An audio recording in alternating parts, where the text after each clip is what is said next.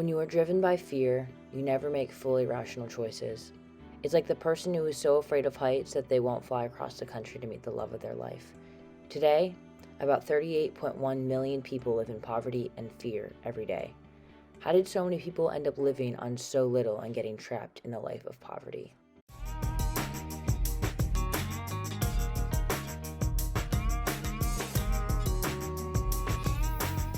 One quote from the Flora Project that really stuck out to me was when one of the main characters, Monet, told her best friend Jancy, "There, I've just taken you on a safari." At this point in the film, the girls are just simply looking at some cows at an empty field. This quote was incredibly important to the film because it revealed that you do not need tons of money or a lavish lifestyle to find joy in your life. Monet and her friends throughout the film were finding joy in about everything they did. They could be yelling into fans, making funny noises, cleaning cars, or walking through abandoned apartments. The children all lived in poverty, but did not let that stop them from making the best out of the situations they were in. Millions of children dream of going to Disney World, the most famous theme park in America. Families travel to the Orlando, Florida site from all around the United States and the world, but many children are too poor to even get inside the park, even those who are in the neighborhood. In this movie, Disney World serves as a symbol of the social divide in the United States. The main theme of the Florida Project is poverty. The film gives a realistic portrayal of poverty that is seen outside one of the happiest places on earth, Disney World. The life of the main characters were drastically affected by where they are growing up and currently live. The film is centered around a mother, Haley, and her 6-year-old daughter, Monet. They live in the Magic Castle, a motel that is located on a highway near the Walt Disney Resort. Haley tries to make ends meet by stealing and selling perfumes in parking lots.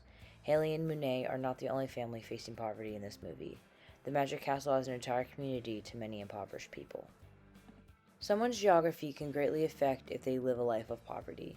It has been proven that those who are upwardly mobile grow up in areas with less segregation by income or race, have lower levels of income inequality, go to better schools, and have lower rates of violent crimes. This can be seen in the film that the families that live in the Magic Castle are stuck. Although they may love their children, they cannot offer their families any upward growth to a flourishing life. This film is located in Kissimmee, Florida. It's approximately 24 minutes from the Walt Disney Resort. Kissimmee has a population of about 60,000 people and was awarded for being the 4th worst small town to live in America. Out of the 50 states, it is 40th in lowest income and 48th in worst crime. A few factors this small town has on the people in the film are that they are all living in a dangerous and rundown town. Here, families earn about $35,000 a year, which doesn't go very far in this part of the state due to Disney World being so close. The stretch of the highway that the Magic Castle is located on is filled with rundown businesses and cheap shops. High rates of crime and drug abuse are also depicted throughout the movie in this area. You could see this in the film where fights in the parking lot or buildings burning down is seen as entertainment to the townspeople because they are so used to seeing it. An artifact from the Florida Project that I believe has a much deeper meaning is the ice cream that Mooney and her friends ate throughout the film. This movie shows how poverty strips a childhood away from children. The children in this film were living in a low-quality and unsafe motel. They often face very dangerous situations. The ice cream represents the oblivion children have to the underlying struggles that plague their living conditions. The children find joy in simple pleasures of playing, friendship, and a delicious ice cream cone. A current event that relates to this film would be that the global poverty is expected to rise for the first time in 20 years. The COVID-19 pandemic threatens to push 88 million to 150 million people into extreme poverty in 2020. Throughout this global pandemic, thousands of companies needed to shut their doors due to the lack of business they were receiving. This led to millions of people to lose their jobs. Currently, the unemployment rate in America is also at an all-time high. The pandemic and global recession has caused 1.4% of the world's population to fall into extreme poverty. In order to reverse this serious setback to development progress and poverty reduction, countries will need to prepare for a different economy post-COVID. They will need to allow capital, labor, skills, and innovation to move into new businesses and sectors. Just like in the film, whole communities are being affected by poverty. Even some of the wealthiest places around the world are dealing with poverty issues due to this global pandemic. Monet was the protagonist in the Florida Project film. She often acted out and did not make the best decisions. Due to her geographical circumstances of living an impoverished life, Monet often scammed people.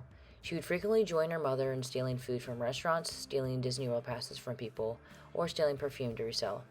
Since Monet grew up with her mother teaching her that this is how you survive, Monet inherited this trait of constantly scamming people. Monet and her mother Haley were definitely not the only people that lived in Kissimmee that lied to strangers for profit.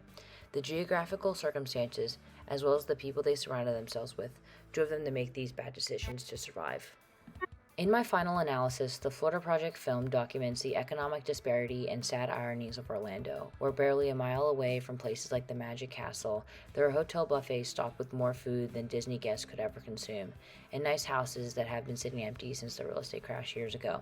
The film gives us a journey through a day-to-day life of families going through poverty. A life on the margins can be awful, and it can be wondrous, sometimes at the same time.